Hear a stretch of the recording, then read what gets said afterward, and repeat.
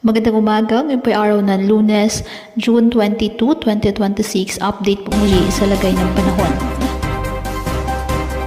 Patuloy po na lumalakas ang bagyong Francisco at matapos itong umabot sa typhoon category, taglay ang lakas ng hangin aabot sa 120 km per hour at pagbusong hangin aabot sa 150 km per hour.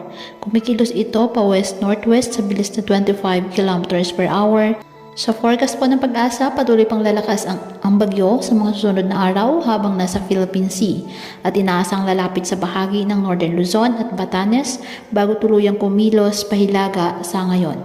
Wala pang nakataas na tropical cyclone wind signal sa anumang bahagi ng ating bansa. Ngunit posible po ang signal number 1 sa ilang bahagi sa Hilaga at Silangang Cagayan, Babuyan Islands at Batanes sa ngayong araw. Bagamat hindi pa direktang nakakaapekto ang bagyo sa ating bansa, inaasang magsisimula ang epekto ng pinalakas na habagat simula po ngayong araw na maaari pong magdala ng malalakas na mga pag-ulan sa Northern Luzon at ilang bahagi ng kanlurang Luzon at Visayas.